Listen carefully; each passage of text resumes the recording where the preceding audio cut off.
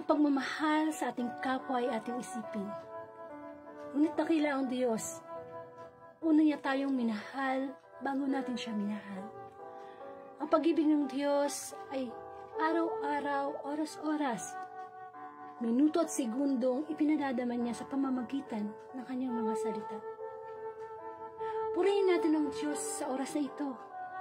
Pare-pareho tayong nagising sa panibagong umaga, isang panibagong pagkakataon na ibibigay sa atin ng Panginoon. At salamat sapagkat nandito ang desire natin na unahin to seek first the kingdom of God, na makarinig ng spiritual na pagkain ang kanyang mabuting balita. Sa ngalan ng Ama at ng Anak ng Espiritu Santo. Amen. Ang Diyos ay karapat-dapat na purihin. Siya ay dapat pasalamatan. Siya ay dapat kausapin sa pamamagitan ng panalangin, pakinggan sa pamamagitan ng kanyang mga salita. Sa mga oras na ito, hayaan nating mangusap ang ating Diyos na buhay sa ating espiritu. Ng ating espiritu ng Diyos ay magkaisa upang mabatid natin ang tanging katotohanan na ang katotohanang magpapalaya sa atin. Batid ang Diyos ang lahat ng nilalaman ng ating isip, ng ating puso. Sa oras na ito, tanggalin natin na anumang sagabal. I-focus lamang natin ang ating isipan, ang ating espiritu, sa mensahe ng ating mapagmahal na Ama, ang ating Panginoong Jesucristo. Naway puspusin tayo lahat ng banal na espiritu sapagkat naniniwala tayo na kapag tungkol sa Diyos ang pinag-uusapan, sigurado 100% nandito ang presensya ng Diyos. Marapat na tayo lumapit sa Kanya, sa Kanyang presensya na may kababaang loob na nakikinig. Humingi ng paglilinis, kapatawaran sa ating mga kasalanan sa nakalipas na oras. Yes, Lord, ang iyong bang lingkod muli ay lumalapit na may kababaang loob. Kayo po ang marinig, kayo po ang mapakinggan. Gamitin niyo po lamang ang aking isip, ang aking puso, ang aking tinig. Ikaw ang makita at marinig. Tago mo ko sa iyong kapangyarihan, sa iyong liwanag. Sa mga oras na ito, linisin mo po ang aking pusong makasalanan. Linisin mo po ang aking pusong nagkakaroon ng mga bagay na hindi karapat-dapat sa iyo, Panginoon. Pagkalinisin mo upang sa ganoon ang iba na espiritu ay puspusin ako at ang tinig ng mabuting balita sa bawat isa ay makapagnilay. Yes, thank you Lord sapagkat ito ay aming spiritual na pagkain na isang Diyos na dakila, banal, malinis ang siyang naghahain online. Thank you, O Lord. Gayon din ang dalangin ko sa makakarinig. Be blessed, be fruitful. Ang lahat ng ito'y dalangin ko po sa iyo, Ama, sa pangalan ng Anak, kaysa ng Espiritu Santo. Amen. Sama-sama po natin bigyan ng parangal ang mabuting balita.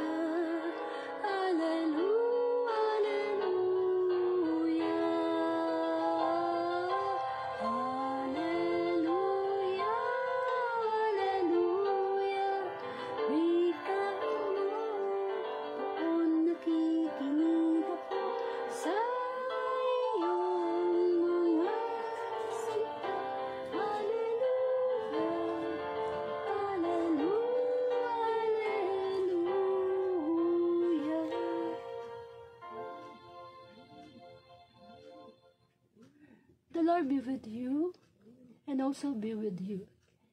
The proclamation of the Holy Gospel according to Luke. Glory to you, O Lord. The birth of John the Baptist. The time came for Elizabeth to have her baby, and she gave birth to a son. Her neighbors and relatives heard how wonderfully good the Lord had been to her, and they all rejoiced with her. When the baby was a week old, they came to circumcise him, and they were going to name him Zechariah, after his father. But his mother said, "No, his name is to be John." They said to her, "But you don't have any relative with that name."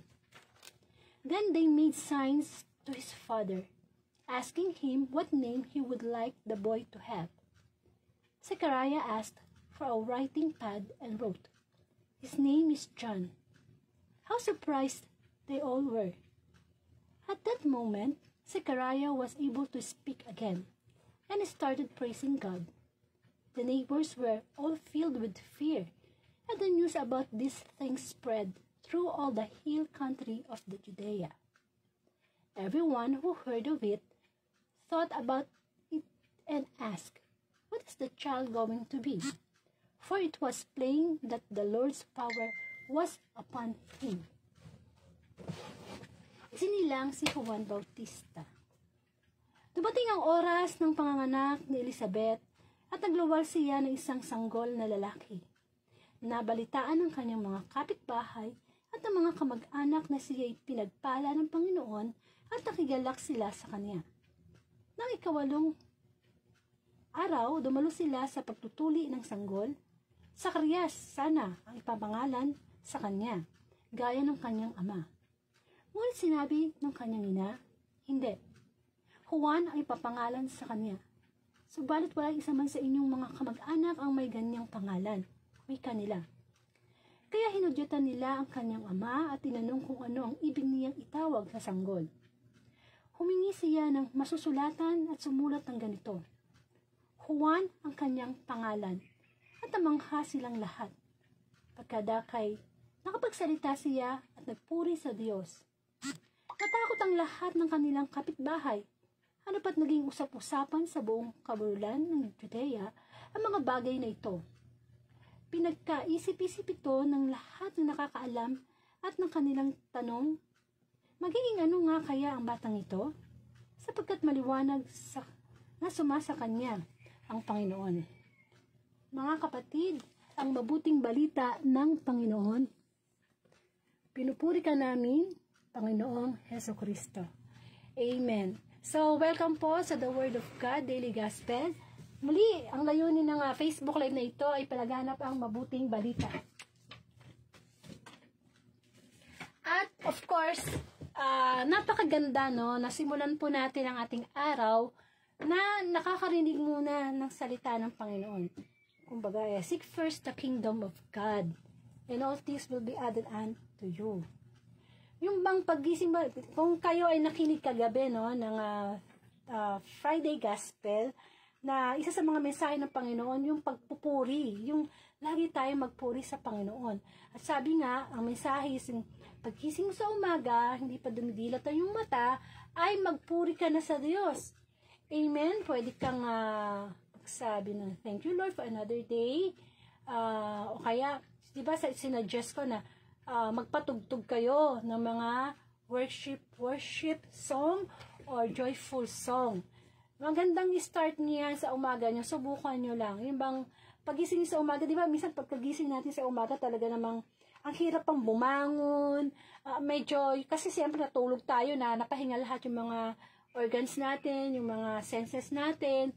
So pagkising natin, talagang kailangan to, sabi nga maganda nga daw, umiinom agad ng maligamgam na tubig na may asin pa kaya tayo, hindi ba? Kumbaga, yun ang physical natin nga, gusto nating magising. Kaya ang iba nga dyan, nagkakape. Kasi niniwala tayo na yung kape, nakakapag yan, di ba? Pagpagising ng isip yan. And, pero, paano naman yung ating spiritual na aspeto ng ating pagkatao? Kung nagkakape ka sa umaga, di mag-worship song ka sa umaga para magising naman yung spirit mo. At lalo na, makinig ka ng mabuting balita, pampagising ng espiritu yon.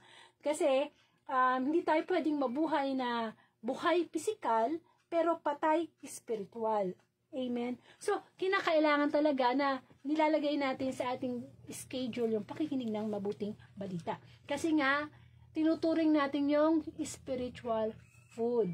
Kapag ikaw ay nauuhaw, automatic, naghahanap tayo ng tubig. Tayo nagugutom, di ba, nagbibigay ng sign yung ating tiyan. Kumakalam. O, di hanap tayo pagkain. What about our spirit? Hindi ba yung kumakalam? Hindi ba yan nauuhaw spiritually? So, dapat ganun din. Kung ano yung treatment mo sa physical mong katawan, kung paano mo inaalagaan, naliligo, nagtutoothbrush, umiinom ng gamot, ng vitamins, dinadamitan ng maayos, naliligo, ganun din dapat o higit pa. Mas nauuna pa nga dapat yung pag-aasikaso natin sa spiritual life natin.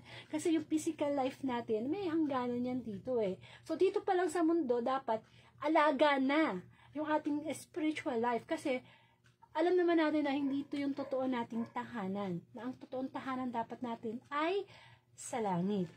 Muli, welcome po sa The Word of God Daily Gospel. And ako po si Sister Angelica, o tawag niyo rin po akong Sister Angie. Yan. Muli, taga Bulacan ako, at nawa ang Facebook Live na ito ay makarinig sa iba't ibang dako ng mundo. Sa Canada, Australia, kasi ganyan na kadali magpaano ngayon magpag-spread ng Word of God through social media na, di ba? Kaya nga, di ba, sabi ng Panginoon, pag nakakarinig ka ng ganito, i-share mo sa timeline mo, i-share mo sa group chat mo, o kaya, pag nasa bahay ka, lakasan mo para makarinig yung mga kasama mo, o yung kapitbahay mo. Kasi, yun trabaho po natin lahat yan yung magpalaganap ng mabuting balita. Na kahit hindi po kayo yung nagsasalita, pwede po kayo makapagpalaganap ng good news by sharing the Word of God. Amen. Kasi utos po yun ng Diyos. Hindi po yun utos ng tao. At yun po yung trabaho at ginampanan ng Panginoong Jesus nang siya'y nagkatawang tao. Wala siyang ginawa araw-araw kundi manalangin, magpagaling, at magpalaganap ng mabuting balita. So kung ang Panginoong Jesus nagawa niya, tayo pa kaya hindi? Napakadali na mag-spread ng good news, no? Ito po dapat yung nagva-viral. Hindi yung nagva-viral yung mga walang kakwenta-kwenta, ang daming comments, ang daming likes, ang daming share. Ito pong salita ng Diyos, ito dapat yung maraming share, maraming comments, maraming like. Sa akin nga lang hindi na bali po hindi kayo mag-comment, hindi na bali hindi kayo mag-like. Basta i-share nyo lang. Kasi isa yan sa pagpapakita sa ating Diyos na nagpupuri tayo sa Panginoon.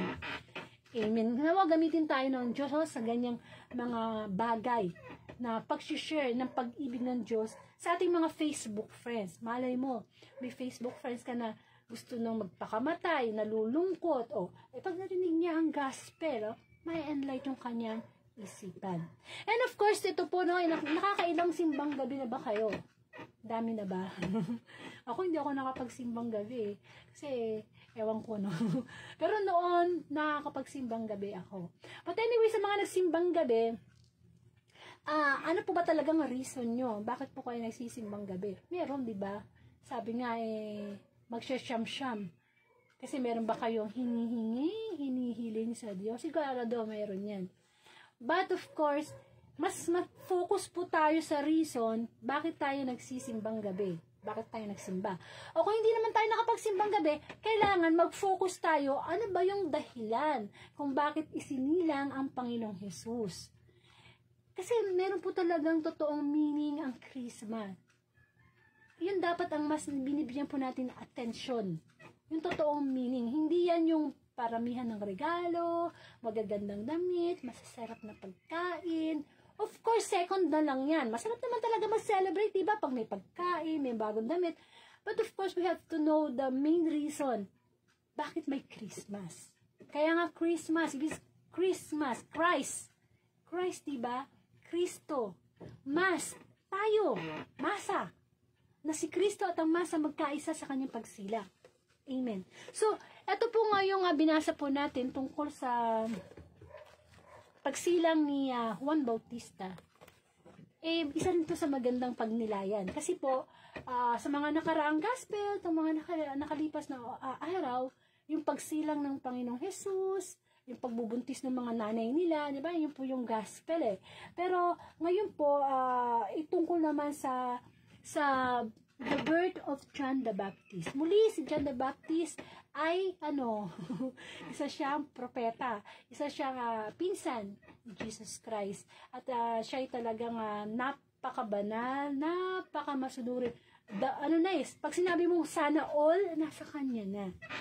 Amen, si John the Baptist. So, dito po sa ating binasa na gospel, so, ibigyan natin ng konting kwento, no, para alam natin yung senaryo. So, ang senaryo po is, dumating na yung perfect time para manganak na si Elizabeth. Si Elizabeth po, siya po yung mother ni John the Baptist. So, talaga namang whether we like it or not, kaming mga mother, we have to bear our child for 9 months. Amen? 9 months lang talaga. Kasi pag sumobra dyan, pwedeng mamatay po ang bata. Hindi pwedeng sumobra ang bata sa loob ng tiyan kasi dudumi na yung bata sa loob. Pag dumumi ang bata sa loob ng sinapupunan ng isang ina, mahahaluyo sa dugo. Pwede ikamatay ng mag-ina. Kaya talagang 9 months lang. May mga bagay po kasi sa buhay natin na hindi natin makokontrol. Ano ibig kong sabihin? Panganganak. 9 months. Hindi mo pwede sabihin, gusto ko pang ayoko pang manganak. Gusto ko pang manganak mga 10 months, 11 months. No. That's natural. Hindi yan kayang pigilan ng tao. O kaya, hindi ba, pag halimbawa, masakit yung tiyan mo, hindi mo yan kayang pigilan. May mga bagay na talagang nilikha ang Diyos na sa tao, sa katawan ng tao, yung hindi talaga natin pwedeng pigilan. Inaanto ka na. Hindi mo yan pwedeng pigilan. Naturally, lalabas yan. Nasusuka ka. Hindi mo rin yan pwedeng pigilan. Amen? Kaya ang plano ng Diyos na patuloy na iligtas ang tao para dalhin sa langit, hindi natin mapipigilan yan. Because it's God nature. Nature yan, ang Diyos. So, dumating na yung panganganak. So, pinanganak na si Juan Bautista. Nung panahon pa lang yun, sabi dito, nabalitaan ng kanyang mga kapitbahay at mga kamag-anak na siya'y pinagpala ng Panginoon at nakigalak sila sa kanya. So, noon pa lang, meron ng mga news na babalitaan, may mga marites na noon na, hindi ba, pag nanganak yung kapitbahay mo, nanganak sa si Mare, nanganak na yung kapitbahay natin. At lahat tayo tuwang-tuwa kasi there's joy in our heart na makita yung baby. Alam mo naman ng baby, di ba? Napaka-inosente ng mukha. Pagkakita mo pa lang sa baby, pagkasilang isipin mo, sino ka mukha? Hindi ba? Usually, kapag nakita natin baby, para bang tanggal yung hirap. Lalo na sa aming mga mother, 9 months kaming lihi, 9 months kaming talaga ang hirap. Kasi nagkakaroon ng hormonal changes ang aming body. Pagkatapos isisilang namin yung aming anak, tanggal yung pagod, yung hirap sa pag-iire. Amen. Ganun ang binibigay ng joy ng isang bagong silang na anak. Lalo na kung dugot laman mo yon. Makikita mo, ito pala yung tsura ng combination namin, no? Ay, ito pala, diba? Amen. So, ganun ang senaryo ng mabuting balita na nabalitaan ng mga kapitbahay at ng mga kamag-anak nila, pumunta sila doon sa bahay ni Elizabeth at ni Zacarias na asawa ni Elizabeth. Amen. Maganda naman talaga yun eh. Kaya pag meron kayong mga kakilala, lalo na yung mga close sa puso nyo, na manganganak, puntahan nyo sa ospital, o puntahan nyo sa bahay, makisalo kayo sa kanilang kagalakan. Amen. Support yun eh. Moral support yun eh. O, di pag ikaw naman ang nagkaroon ng anak, at di ba gusto mo rin, may bumibisita sa'yo, may nag-take-care sa'yo, na, lalo na yung mga bumibisita sa'yo, mga elders na sinasabi na, oh anak, wag mong papaliguan yung anak mo ng ganito yung pakakain mo, ipapablurf mo, yung di ba yung mga matatandang nanay nagbibigay ng advice, kailangan nyo ng mga lalo na ng mga mother na bago pa lang nagiging nanay. Amen. So, ang kakaiba lang nito si Juan Bautista, kung sa panahon natin ngayon, siya talaga ay talagang pinagpala ng Diyos. At naniniwala naman ako na ang mga baby na sinisilang, lahat yan pinagpala ng Diyos. Kahit sa ano pang reason yan nagawa, pinagpala ng Diyos. Kasi walang kamuwang-muwang isang baby. Pag silang ba niya, alam na niya ba yung kasalanan? Hindi pa. Kahit sabihin na natin na nagmana tayo ng kasalanan mula sa ating mga unang magulang, kaya nga may binyag eh. Binibinyagan tayo sa tubig para mawala yun. Para magkaroon tayo ng pagkakaisa sa ating Panginoon. Amen.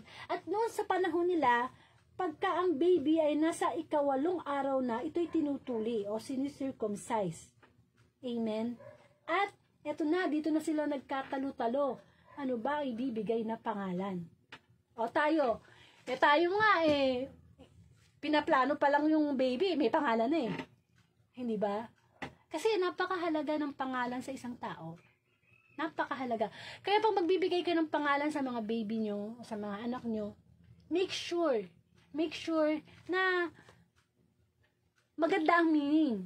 Hindi yung basta nakuha na lang. Kasi naalala ko noon, yung panahon ni Talia, yung Marimar, nang sikat si Maria, no? Ay, si Talia, no? Ng Marimar, alam naman si Marimar, di ba?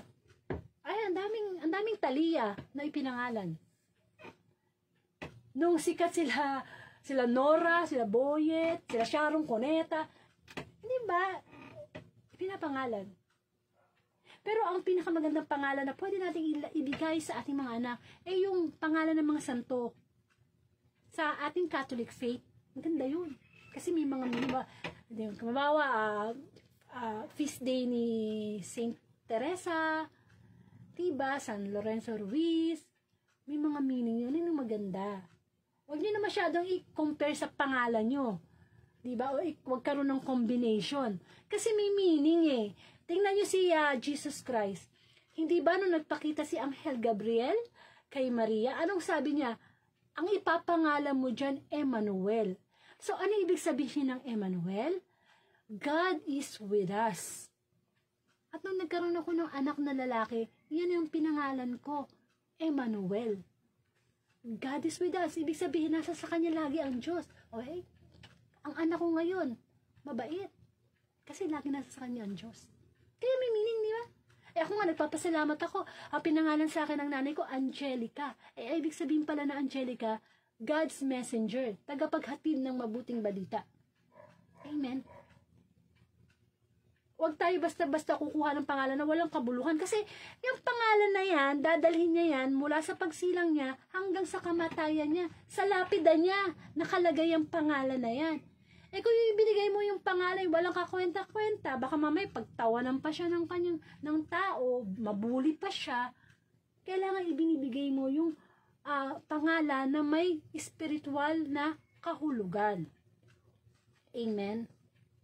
Kasi, sa panahon po nila, sa panahon nila Elizabeth, Zacarias, hindi ka pwedeng magbigay ng pangalan na hindi galing sa mga ninuno eh. Kung itong si Zacarias, itong si Elizabeth, pinangalanan sila ng mga magulang nila, galing pa yun sa mga kanununuan. Ibig sabihin sa kamag-anak nila before, sa ninuno nila, meron ng pangalang Zacarias, Elizabeth, ganon sila magbigay ng pangalan sa baby. From the ninuno, kung anong pangalan na meron ninuno nila. Pero, hindi yun ang binigay na pangalan kay Juan Bautista. Hindi isinunod sa pangalan ng kanyang ama na si Zacarias. Amen? Kaya, anong ginawa? Anong senaryo na yon? Kasi nung time na yon na isinilang si Juan Bautista, di ba, naging pipi nga at bingi yung kanyang tatay na si Zacarias. Kasi nga, medyo nagduda siya eh. Doon sa balita ng anghel eh. Kaya ang nangyari tuloy, binigyan ng papel at ng pasulat, no? Si Zacarias, para isulat niya, ano ba ibibigay natin pangalan sa baby na yan? Amen? Ano ang sinulat ni Zacarias? Juan. Juan. At what is the meaning of Juan or John? Ang ibig sabihin ng John, that God is gracious. Kaya sa mga taong may pangalang John, naku po, ang ganda ng meaning ng pangalan nyo. Pasalamat kayo sa nanay nyo. That God is gracious. Amen. Na ang Diyos talaga, di ba? Puno ng pagpapala, biyaya. Ay, naku. Masasarap pangalan niyang John na yan, no? Kaya kung merong mga anak pa lang kayo, magpaplano pa lang kayo, isama nyo yan dyan. Kasi alam nyo po, si Jesus Christ, Emmanuel nga ang kanyang ipinangalan sa kanya ng Anghel Gabriel, which is God is with us. Tapos John, God is gracious. Pagsamahin natin. John Emmanuel or Emmanuel John. Hindi ba? Sobra-sobra. May banal na yung, may banal na yung bata. Magpari na, no? Amen. So, napakaganda na itinuturo sa atin ng mabuting balita na maging aware tayo kahit kasi nauso na kasi ngayon yung mga pangalan na mahahaba eh. Yung kala mo pag sinulat ng bata mukhang sa test paper nakasagot na yung iba siya, nasusulat pa ng pangalan. Amen. Kailangan talaga yung may meaning, spiritual meaning. Upang sa ganun, dadalhin niyo ng bata kamukha ko, Angelica ako. Hindi ko naman alam kung ano meaning ng Angelica noon. Nung hindi pa ako nakakilala sa Panginoon, wala akong pakialam sa Panginoon. Yung pala, yung pangalan ko yung may dinadalang meaning. Ano nangyari sa akin ngayon? Ito, tagapaghatid ako ng mabuting balita everyday para sa kapurihan ng Panginoon. Amen, Angelica. And of course, yun nga, no? Zacarias. Hindi Zacarias ang pinangalan kay John the Baptist, kundi Juan. That means that God is gracious. Amen. At pagkatapos nun, anong nangyari kay Zacarias? Pagdakay nakapagsalita siya at nagpuri sa Diyos. Amen. Ayun na. Nakapagsalita na. Nawala na pagkapipi at pagkabingi ni Zacarias kasi nga, siya na mismo Juan na. Naniwala na siya. Talaga siya pa ang nagbigay. Amen. Kaya, tayo, dapat nating paniwalaan na ang pagbibigay ng pangalan sa ating mga anak, nakakalugod yan sa Diyos. Kapag binigyan mo yan ng mga pangalan nagmumula sa mga santo, kasi kung i-research faith, ang dami-daming santo. Siguro naman kahit isa, nakakakuha ka, o pwede mo pa rin i-combine. Maria Magdalena, o kaya Maria, di ba? Yung mga ganun. Actually, Maria, galing yan sa banal na pangalan Maganda, pagka babae, lagyan mo ng Maria. Diba? Maria, basta maraming Maria, no? na pwede mo dugtungan. Meron pang Maria Teresa. Amen. Maria Veronica. Maria Marta. Amen. Medyo makaluma, no? Yung dating ng pangalan. Pero hindi mo titingnan o i-care yung makaluma. Ang maganda, makadiyos yung kanyang pangalan. Amen. At ipagmamalaki yun ng anak mo. Na yun ay pinangalan mo sa kanya. Mahirap naman Hindi ba? Sarili mo papalitan niya yung pangalan niya kasi hindi niya type. Kasi may mga ganun, di ba? Alam ko pumapayag na palitan ng pangalan pag sobra talagang parang nakakabully Alam ko pinapayagan ng batas yun may kilala nga ako noon, nag-aaral ako Ang pangalan niya ay Rosel de Regla. Di ba? Apelyido lang Hindi ba? Ano ba? Nagpalit ba siya o ano? Amen. Kaya nga mahalaga yung ating pangalan, no? Now, yun po yung senaryo ng mabuting balita. Ano po ngayon ang tawag dito? Mensahe spiritual. Kasi ganyan naman po ang mabuting balita. Pinapakita sa ating mga kwento nung nangyari sa senaryo. Pero meron yung spiritual na meaning na dapat po nating pagnilayan. Sapagkat mahalaga po yun. Napakahalaga po yun na pagninilayan po natin yung salita ng Panginoon. So, tingnan natin yung spiritual meaning yun Yung ilaw, matama. Okay, kaya mo na yung ilaw na yan. So, una sa lahat, itong mga nakaraang gospel ng simbang gabi, meron po yung meaning. Kailangan may mensahe, no, na pwede natin pagnilayan. Kasi, kamukha niya ang pagsilang ni Juan Bautista. Ibig sabihin, panibagong buhay, panibagong pag-asa. At bawat araw na nagigising tayo, panibagong buhay, panibagong pag-asa, panibagong pagkakataon para magbalik loob tayo sa Panginoon. Amen? And of course,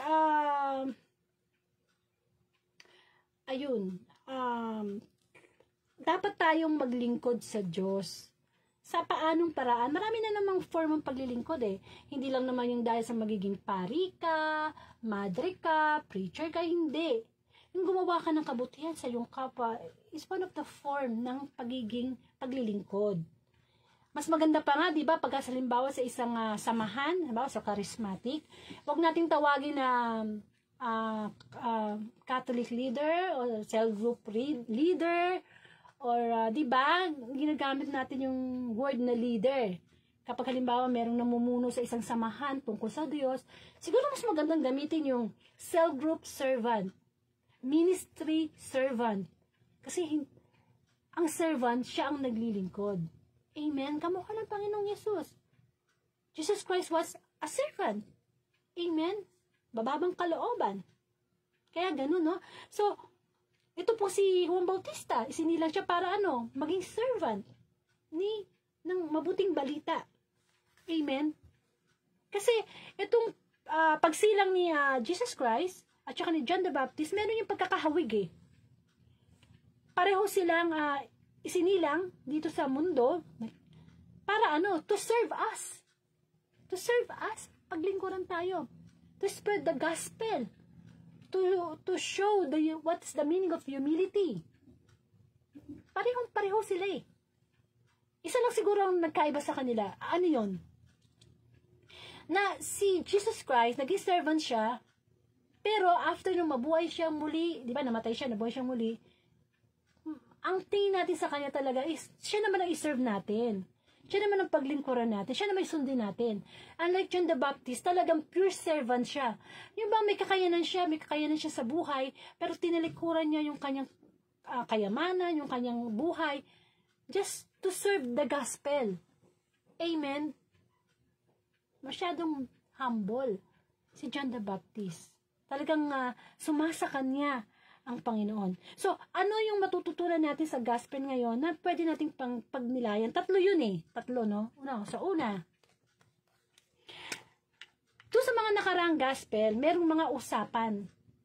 Nag-usap yung anghel, nakipagkita siya kay Maria, kay Jose, kay Zacarias. Meron tong pattern na dapat nating i-apply sa ating buhay. Para kamukha ni Juan Bautista, isinilang siya. Tayo din, isilang, through Spirit. Sapagkat sabi nga na, ang sino mang nakipagkaisa kay Kristo ay hindi na, sino mang nakipagkaisa kay Kristo, isang bago nang nilalang.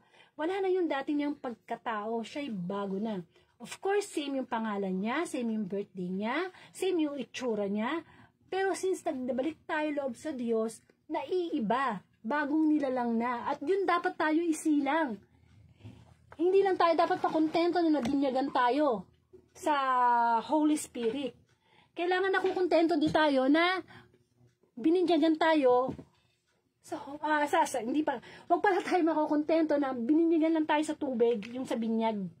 Kundi makontento tayo, higit sa lahat, yung mabinyagan tayo through Holy Spirit. So, kung hindi ka pa binibinyagan through Holy Spirit, marami yan sa Catholic. Sa Catholic natin, no, sa faith natin, mag-ask ka lang sa mga parokya, kailan ba yung LSS, o CLSS, Catholic Life Spirit Seminar. Kung saan dinidiscuss dyan yung mga God's love. Kasi po, ang inyong bang lingkod, nakaranas din po ako na maging speaker sa CLSS, no, Life Spirit Seminar. At ang napunta po sa aking topic ay God's love. Amen. So, subukan nyo, maganda po siya. Talagang bababa ang banal na espiritu, talagang isusuko natin ang ating mga sarili sa Diyos. Kasi nga, isinilang Kailangan, we have to be born again. Hindi born again, hindi burn again. Kailangan tayo isilang through His Holy Spirit. Amen. So, ngayon po, yun nga po yung sinasabi ko sa mga nakaraang gospel. Hanggang sa gospel ngayon, yung pong senaryo ng pag-uusap. Hindi ba nagpakita po yung anghel? Ano ang unang sinabi ng anghel sa mga pinakitaan niya? Kay Mama Mary, kay Zacarias, kay Jose. Ano? Ano yung unang sinasabi ng anghel? Na pwede rin sabihin sa atin ng Diyos every day, every hour, lalo na pag panahon na tayo ay may problema. Pakitype nga, Brother Jerry. Ay, good morning, Brother Jerry Viray. Good morning, Brother Dominic. Good morning, Brother Edmundo. Good morning, Brother Rene. Good morning sa inyong lahat. Sister Cecil. Yan. Dali na. Ito naman, Brother Jerry, tinatamad ka sigurong mag-type, Ano yung sinasabi ng, Anghel, Gabriel? Si Angel Gabriel ay messenger ni God.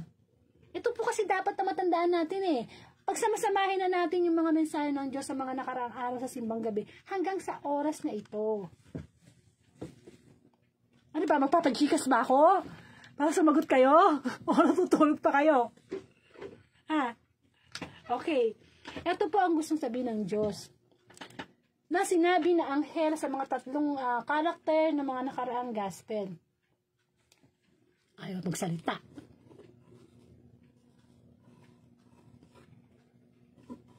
Ayan. Yan ang laging sinasabi ng Anghel Gabriel sa mga kinausap niya na karakter na si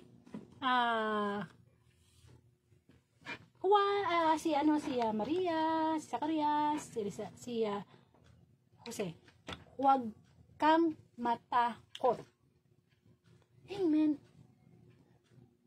Bakit? Sapagkat ang takot, nag-aalis siya ng pag-ibig. At dahil sa pag-ibig, ang pag-ibig, tinatanggal niya ang takot. Sa buhay po natin, lagi tayong may hinaharap na takot. Amen. Simple nga lang. Minsan, may mga tao, laki-laki na takot pa sa ipis. Diba? May mga tao na mga takot sa ahas, takot sa tubig, yung mga phobia, hydrophobia. We should face our fear. Kung saan ka takot, yun ang harapin mo. Huwag mo nang harapin yung mga bagay na hindi ka takot. Yung alam mo na kaya mo. Kaya mong magbigay ng advice, kaya mong magbigay ng instruction, kaya mo nga mag-drive, kaya mong magluto, okay na yan.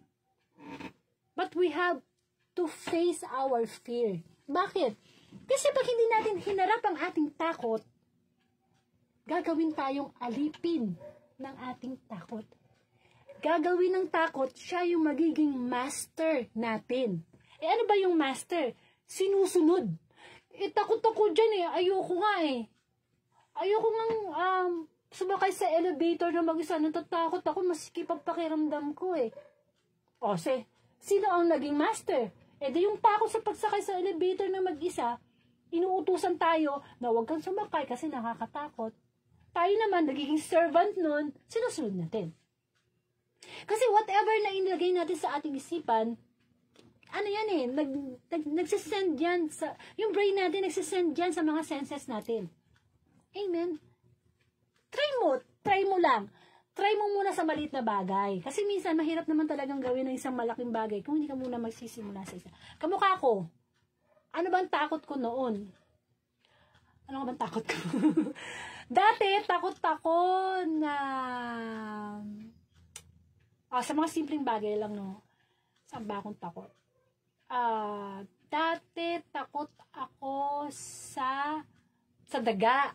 Kasi nababahuan ako sa daga Kapag nakakita ako ng daga, nandidiri ako. Tsaka takot ako, lalo na. Kasi minsan, noon, sa kabilang bahay pa namin, maliit ako, natandaan ko, may dagang dumaan sa paa ko, namas na balahibo ko, no?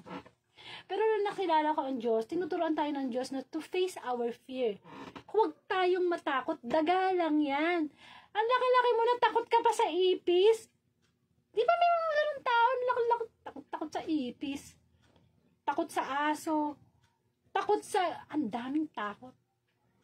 Kailangan yung maliliit na bagay na kinatatakutan natin, hinaharap natin sa tulong ng Diyos. Ba't ako matatakot sa ipis? Lalaki ako sa ipis, tapakan ko lang patayan. Ba't ako matatakot sa daga? Bakit ako matatakot sa ganito, sa ganyan? Ba't ako matatakot sa ahas? Ba't ako matatakot sa ganito, diba? Kasi, little by little, kapag hinarap mo yung takot mo, isinisilang ka uli. Hindi ba? Kasi yung gospel natin yan, tungkol sa pagsilang ni John the Baptist, isinisilang ka uli. Iba na Iba ka na, hindi ka na yung dating matatakutin. Kapag pinapagalitan ng teacher, ng nanay, you are facing your fear. Amen. Hindi mo pwedeng habang buhay taguan kung ano yung takot mo.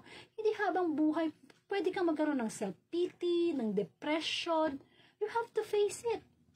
Because that's the reality of life. Hindi mo pwede sabihin na, ay, ang pangit ko, pango yung ilong ko, mahaba yung baba ko. Face the truth. Harapin mo ang katotohanan. Because the truth will set you free. Kapag hindi mo hinaharap yung katotohanan, natatakot ka, ayaw malaman yung totoo. Ano bang salita ng Panginoon?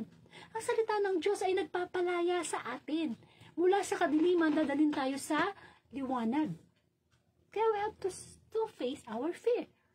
Yan ang message ni Hindi pa, wala pa sa sinapupunan ni Maria, si Jesus. Wala pa sa sinapupunan ni Elizabeth, si John the Baptist. Yan na ang reminder. Ang anghel. Huwag kang matakot. Bakit na tayo natatakot? Yes. Natatakot tayo kasi baka madisgrasya tayo, masaktan tayo. Isang takot lang dapat ang meron tayo. Alam niyo kung ano yun? The divine fear. Ang takot sa Diyos. Yan dapat ang kinakakatakutan natin. Hindi yung takot na baka tayo bugbugin ng Diyos. Hindi. That we love God, kaya meron tayong takot sa Kanya sa pagsunod, sa pagmamahal. Amen. Kaya huwag kang matakot.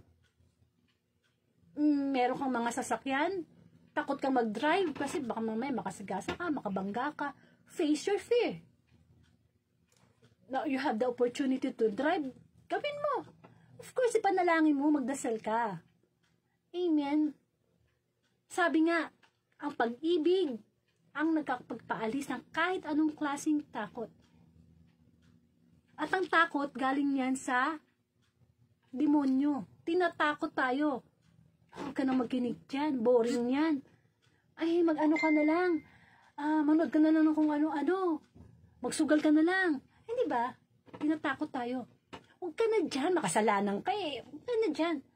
Ayun na nga, mga makasalanan na nga tayo, hindi pa tayo nakikinig ng gospel na pangangaral ng Panginoon. Di lalo wala tayo naririnig, lalo tayo nalalapit sa kasalanan. Unlike nung nakikinig tayo, kahit pa paano, nagkakaroon tayo ng confidence, lumalakas yung loob natin na ang kakampi natin ay ang Diyos. Tandaan natin na ang Diablo, talo na yan. Kung nanalo man siya sa atin, tayo na yung nagbibigay ng free will natin sa Kanya. Kaya yan, yung sinasabing, huwag kang matakot. Ano yung problema mo ngayon? Pera? Huwag kang matakot. Isipin mo, be positive. Bukas magkakaroon ako ng pera. Ano ba problema mo? Trabaho? Nawalan ka ng trabaho? Ay, nako, bukas magkakaroon akong trabaho. Of course, nasa taong gawa, nasa Diyos ang awa. Dapat kumikilos tayo. Because Satan wants us to disable. Gusto ng Diablo, pilayin tayo. Yung matakot tayong sumunod sa kalooban ng Diyos. Matakot tayo. Yung magsimba ka, tinatakot ka ng Diablo. Ba't ka magsisimba mo? Kakantsawan ka ng mga barkada mo, magsisimba.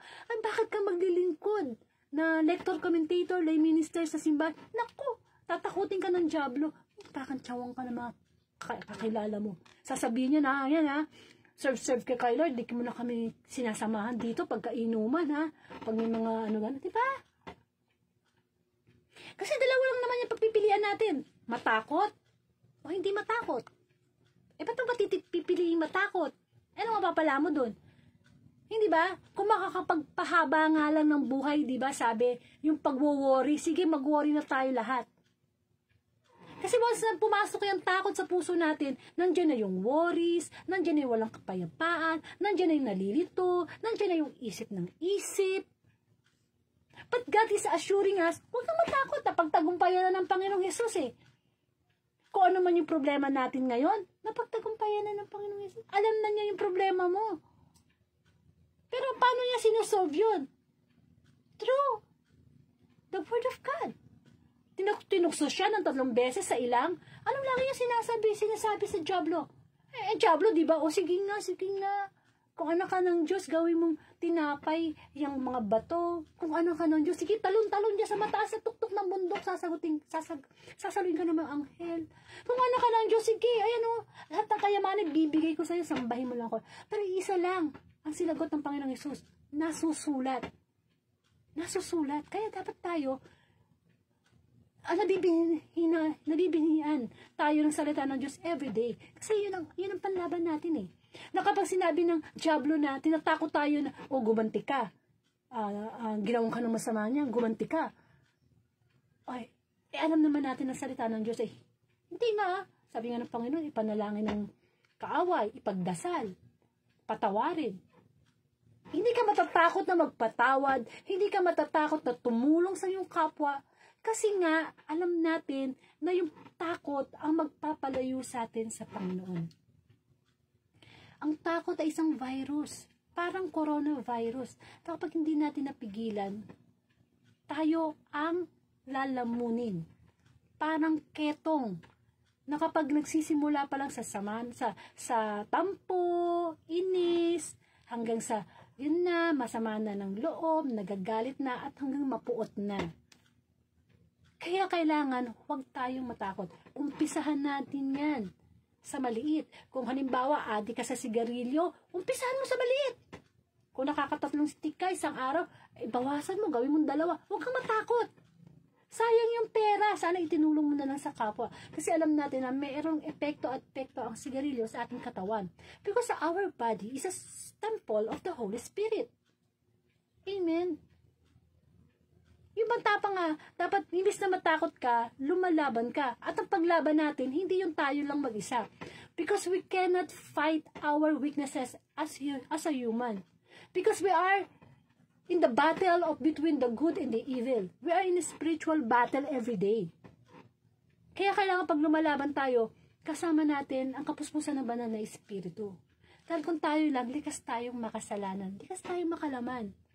Kaya nga lagi nasusunod natin yung ating will. Hindi natin nasusunod yung God's will. Kasi iniisip natin yung kaligayahan natin, yung gusto natin. Hindi natin iniisip na gusto ba ito ng Diyos? Maligaya ba ang Diyos dito?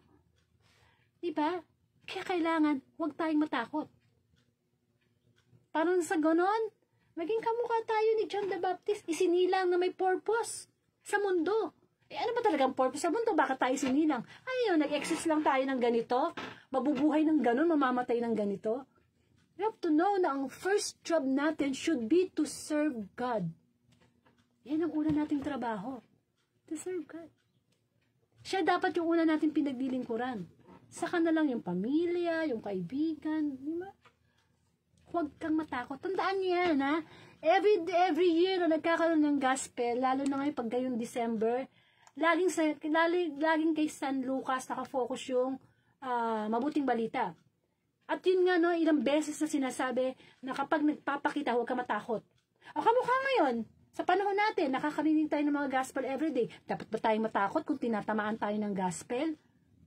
Sabi niya, si Sister Angelica naman tinatamaan ako. Hindi. Kasi pag nagsasalita ako, hinahayaan ko ang Holy Spirit ang magsalita.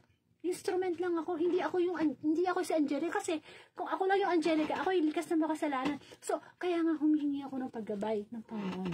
Kaya dapat there should be no fear in proclaiming the God's word.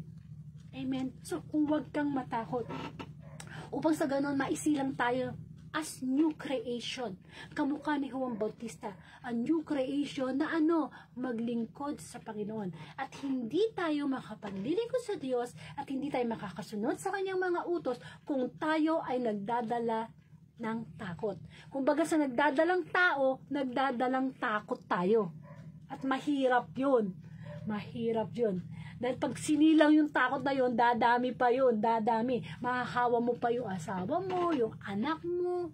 Kailangan kung ilaw ka ng tahanan, kung nanay ka, nakikita sa'yo ng mga anak ang liwanag, hindi ang takot. Amen? So, ano yung pangalawa na pwede natin pagnilayan sa nakaraang gospel at saka sa gospel ngayon? Kasi yun ang sinabi ng ng anghel sa mga pinakitaan niya na huwag kang matakot. So, sana naman, kung ano may mga natatakot tayo na mawala. Ang matao man yan, material na bagay yan, trabaho yan, business yan. Huwag kang matakot. Papalitan ni Lord yan. Diba? Sunugan ka, namatayan ka. Huwag kang matakot. Natural yan Hindi lang naman ikaw namatayan Diba? Ang katakutan natin yung mawala yung Diyos sa buhay natin. Kasi pag ang Diyos ang nawala sa buhay natin, talagang matakot ka na. Kasi maluwag na yung pinto ng impyerno. Amen po. So, pangalawa, wala pa rin bang sasagot? Natutulog siguro si Brother Jerry, no? O, pangalawa, ano yung pwede maging mensahe? Okay. Kung nakikinig kayo ng mga gospel ng mga nakaraan, maano nyo yung usapan, yung flow ng message Huwag kang matakot. Next. Siyempre, pag huwag kang matakot, di ba? Anong katapat nung kailangan magagalak tayo, no? May kagalakan. Kaya nga, di ba, yung kahapong gospel kay Mama Mary, no? Meron siyang awit ng papuri. Siya'y nagagalak. So, imbis na matakot tayo, magkaroon tayo ng kagalakan. Kahit na may problema, be thankful to God. Have joy. Kaya nga, di ba, may kantang joy to the world nung dumating ang Panginoong Jesus. Kasi ang hatid siya'y kagalakan. So, ano yung pangalawa? Ano yung sinabi nung anghel para tayo isilang na muli spiritually? So, kung nire-remind tayo na kapag sinusumpong tayo ng mga depression, anxiety, selos, huwag tayong matakot, no? Huwag tayong matakot. Ano yung pangalawa?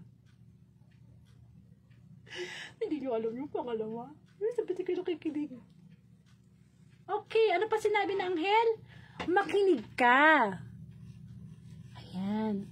Sabi ng anghel na pinakitaan niya si Maria, si Jose, si Zacarias. Ang sabi ay, makinig ka. Kaya nga ang paglapit sa Diyos, nagsisimula yan sa pakikinig. Paano mo malalaman na magpatawad ng kapwa? Paano mo malalaman na tumulong sa kapwa? Paano mo malalaman na ibigay mo ang Diyos ng higit sa lahat? Kung wala tayong naririnig. Hindi ba? Kung walang nagsasalita. Paano ka naging engineer? Paano ka naging presidente ng Pilipinas? Paano ka naging preacher kung wala tayo lahat na pakinggan? Amen? Kaya yung number 1 na yan, natakot, ay nandyan dyan kasi hindi tayo nakikinig. O kung nakikinig man tayo, yung sinasabing pasok sa kanan, labas sa kaliwa. Amen. Kamukha nito, live na gospel for Saturday gospel. Nagbibinhi ang Diyos. Hindi niya tinitingnan na, ay matagal na tong preacher, ay matagal na tong presidente, ay matagal na tong ganito. Hindi. Tinitingnan ng Diyos yung ano yung estado ng ating pakikinig. What is the quality ng ating hearing when it comes to the Word of God? Kaya nga aliwanag ng sabi, basahin niyo yung Bible, nakalagay doon sabi nung Anghel Gabriel, makinig ka with matching exclamatory point. Alam niyo yung exclamatory point? Yung pagulat. Ayan yung exclamatory point.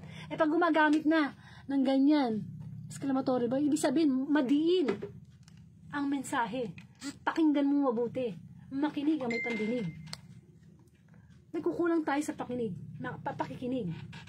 Kasi pakikinig sa message ni Lord, sa Word of God, not only give us the information, it will give us transformation dapat. Amen? May binabago sa atin. Kaya nga diba, sabi ng Panginoon, kailangan maging, kung gusto natin pumasok sa kaharian ng langit, kailangan maging tulad tayo ng isang bata. Ano ba ginagawa ng isang bata? Marunong makinig. Amen? Pag sinabi mong ganito, nakikinig. Tayo, kung kailan tayo tumanda, senior citizen, mataas ang pinag-aralan, saka pa tayo hindi nakikinig. Kasi nalalaman natin na nakakalugod sa Diyos ang ating pakikinig sa kanyang mga salita kapag ito ay may kasamang obedience. Magkapatid yan, magkakambal yan. Patayang pananampalatayang walang gawa.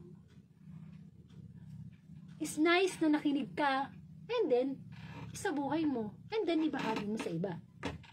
Amen? Parang ano lang yan sa eskwelahan. Si teacher, nagsasalita, nagpapaliwanag. Makinig ka. Para mapunta sa utak mo. Mas maganda pa nga kung mag-take notes ka na habang nakikinig ka, meron kang notebook, nagtitake notes ka ng message ni Lord. O meron ka i-review. Hindi ba? Sa pakikinig natin, na-apply natin yun sa trabaho. Sa buhay natin. Sa palagay nyo ba, bakit tayo, nung nag-aaral kailangan pa tayong turuan ng 1 plus 1, 2 plus 2, 5 plus 5. What is the color of an apple? What is the color of an orange? Bakit? Kasi i-apply natin sa buhay natin yun. Yung paglabas mo ng eskwelahan, natutunan mo na 1 plus 1 is 2. Paglabas mo ng eskwelahan, pag piniutusan ka ng nanay mo bumili sa tindahan, alam mo na bumili ka ng pisong ganito, pisong ganyan. Ang total ay 2 pesos, ang pera mo ay 5 piso. Magkano sukli? 3 piso. Application yan sa buhay natin. Ganon din sa Panginoon. Sa pakikinig natin sa Diyos, hindi lang tayo nag-i-stay sa pakikinig. May application yan sa buhay natin to transform us. Para yung takot mawala. Kaya importante talaga na hindi nawawala sa atin ang pagkikinig ng everyday gospel. Kasi malalaki na tayo Hindi naman tatayo lagi ang nanay natin, tatay natin, tito natin, lolo natin, sabihin, anak, ayan ka na naman, di ka na naman nagsimba. Anak, ayan ka na naman, sumasagot-sagot ka sa magulang mo. Hindi na We have to be matured spiritually. May spiritual growth tayo. At paano yun? Nakukuha natin sa mga ganitong content. Sa YouTube, may mga pare na everyday nagpo-post ng gospel.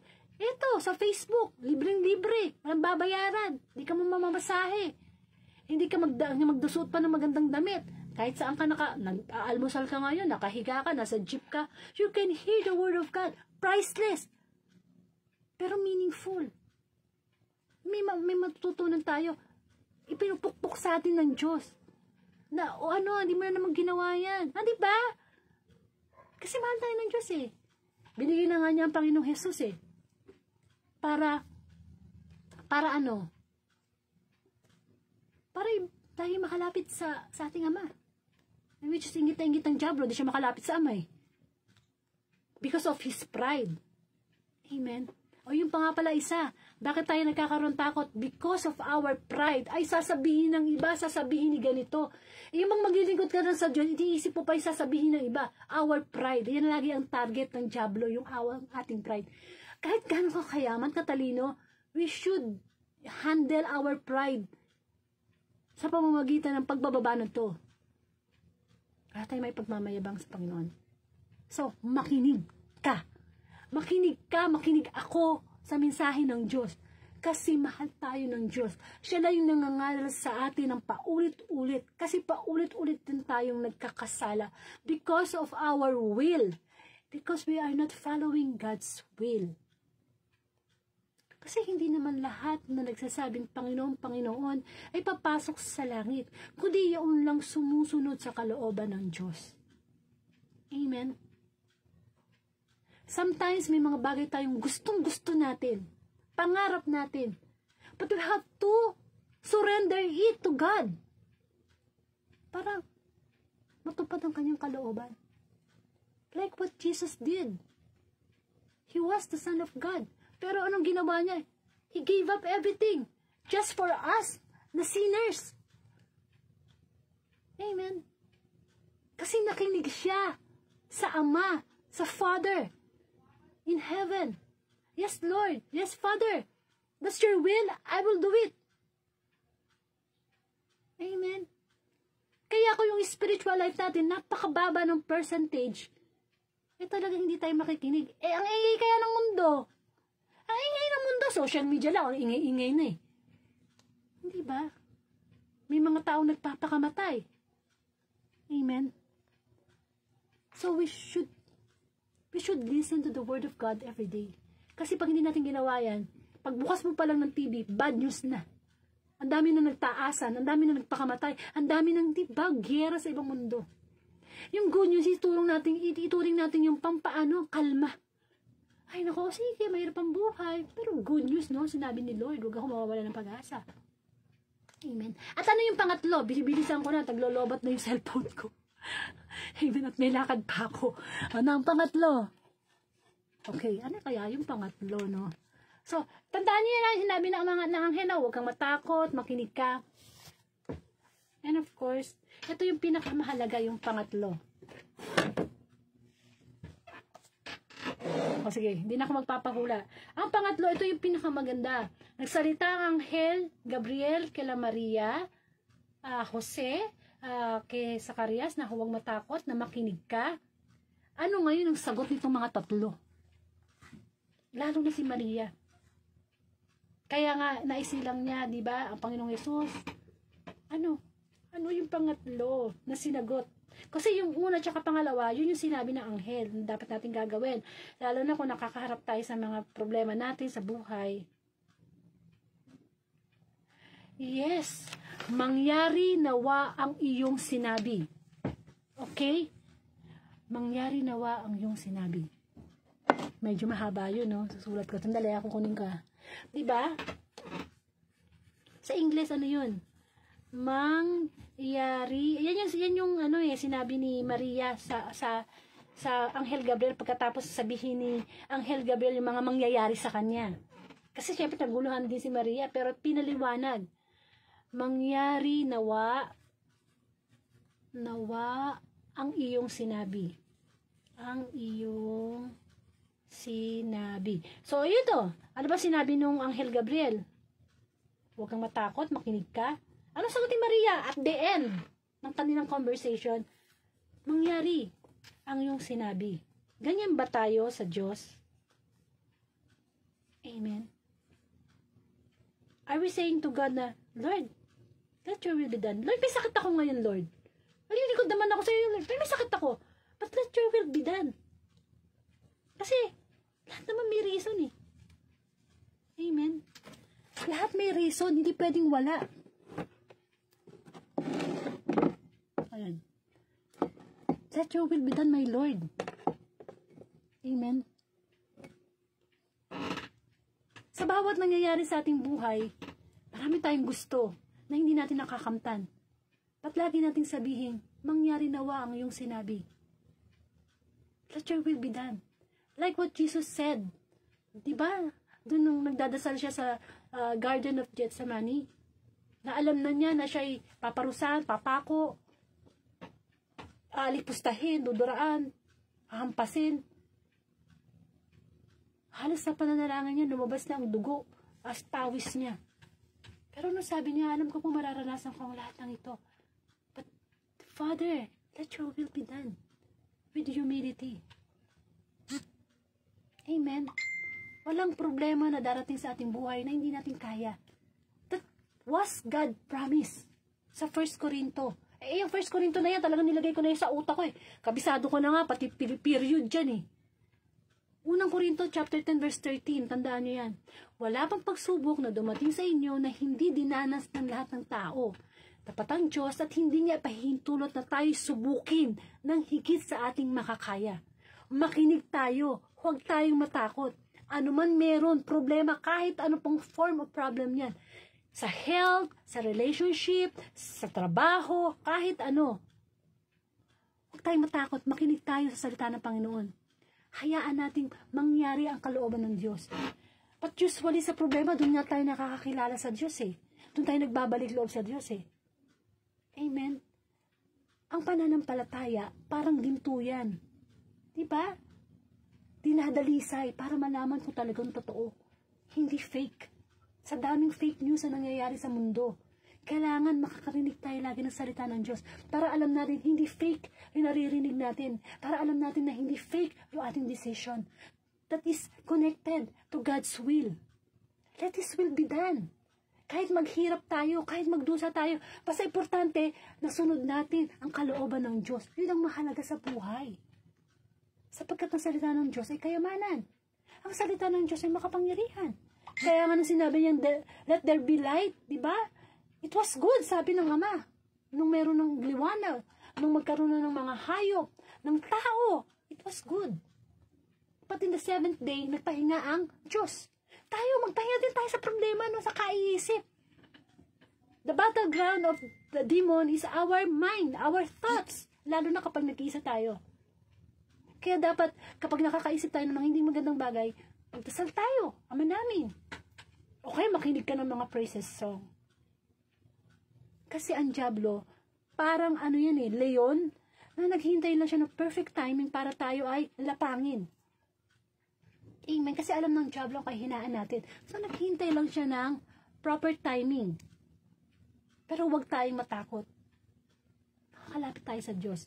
Makinig tayo sa turo ng Panginoong Hesus.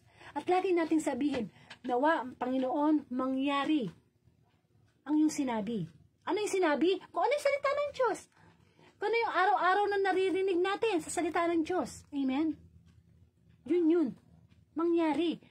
Magpatawad, ay yun ang salita ng Diyos eh. Mangyari kanyang sinabi. Amen? Magkaroon po tayo ng closing prayer. Ama namin, sumasalangit ka, sambahin ang ngalan mo. Mapasa amin ang kaharian mo. Sundin ang loob mo dito sa lupa para na sa langit. Bigyan mo kami ng aming kakanin sa araw-araw. At patawarin mo kami sa aming mga sala. Para nang pagpapatawad namin sa nagkakasala sa amin. At huwag mo kaming pahintulot sa tukso. Ihadya mo kami sa lahat ng masama. Maraming salamat, Panginoon, muli sa pagpapaalala mo na dapat naming iwasan ang anumang takot sa aming puso. Maraming salamat, Panginoon, na turuan mo kaming makinig ng buong puso sa iyong mga pangaral. Salamat, Panginoon, na nawa sa puso namin, lagi namin sabihin, mangyari nawa ang sinabi mo. Let your will be done. Pinapanalangin ko po ang mga taong nakikinig ngayon na may karamdaman. Nawa sa kabila ng mga karamdaman nating pisikal, magkaroon tayo ng pagpupuri, pagpapasalamat, kagalakan sa Diyos. Pinapanalangin ko po ang mga taong nade-depress, nawawalan ng pag-asa, mga taong nalilito, mga taong nag-isip ng masama sa kanilang kapwa. Lord, give them the peace of mind. Give them the hope, the love. I also pray, Lord, sa buong mundo, na nawa, isilang kami bilang isang bagong nilalang sa Espiritu upang mapalaya kami sa aming pagkaalipin sa kasalanan. Sapagkat ang katotohanan ng iyong mga salita ay siyang tunay na magpapalaya sa amin.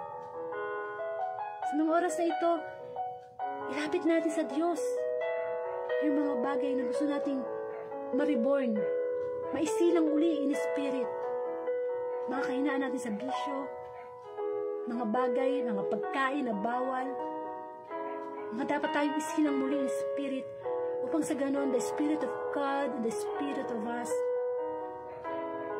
should united. Maraming pong salamat. Patuloy kang kumilos sa gawain ito, panalangin ang inyong lingkod, nabigyan ng kalakasang pisikal, spiritual, at ang Facebook Live na ito, panalangin na ito'y magtagal habang ako'y nabubuhay. At until the last breath, pagproclaim ko pa rin ang mabuting balita. Salamat o Diyos, panalangin sa buong mundo na huwag matakot, makinig, at nawa kalooban mo ang makapangyari. Salamat Panginoon sa mensahe mo, naway natamnan ang aming puso at ito'y aming masibuhay at may bahagi sa iba. Ang lahat ng ito'y dalangin ko po sa Ama sa pangalan ng Anak at sa ng Espiritu Santo. Amen.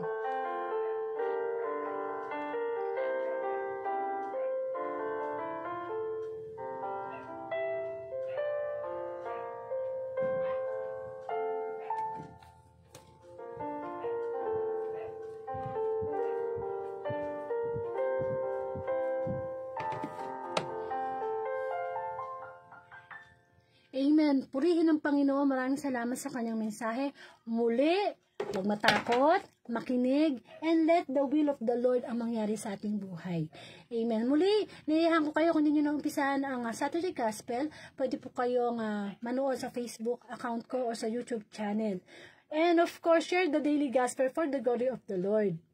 At may bibigay ni Lord ang December 24. Naku, December 24 na. Ang Sunday Gospel. Muli, ayayaho po kayo na makinig sa mabuting balita. Ang Word of God po ay Monday to Saturday, alas 6 po ng gabi, at Sunday, alas 6 ng umaga. Minsan, naiiba po tayo ng oras, depende po sa schedule ko din. But of course, I make sure naman na kahit anong oras, makapag-program. Kasi hindi naman mo kasi lahat available ng alas 6 ng gabi. So, pwede nyo pong i-replay kung halimbawa hindi po kayo nakapanood or ng live, no? Pero, I suggest mas maganda manood ng live. Kasi live na nagbibigay ng biyaya at kagalingan ng Panginoon. At of course, itong mga susunod pang mga guest preacher, sa December, teka lang ha, December 26, Tuesday Gospel, Brother Bong Mangabat, Sister Angelica Gibara, December 27, Wednesday Gospel. 2 p.m. po to ha, kasi sa Canada po siya. And yun, December 29, Friday Gospel si Brother Jerry na dati. And of course, ako naman po talaga everyday ang nag-gospel. Noon po nga, nag-umpisa ako noong 2019. Ako lang talaga mag-isa. Biro nyo, 365 days, araw-araw nasasalita ako. Tapos ayun nga, nanalangin ako sa Panginoon na magpadala ng mga manggagawa sa ubasan online. Ayan na, marami yan. Actually, marami na po ako nag-guest Meron din ako nag-guest na pare. Okay. So, depende na lang po sa schedule nila. So, minsan nag-iba po tayo ng oras. Depende sa availability ng guest preacher. Ang mahalaga, nagpapagamit po sila for the glory of the Lord. And of course, tayo po ay magkaroon ng closing song. Diba? Since birthday naman ni John the Baptist. Bakit di natin siya kantahan ng happy birthday? At sa lahat ng mga may birthday ngayon dyan, kantahan po natin kayo ng isang napakasarap na happy birthday. Pakain, ha?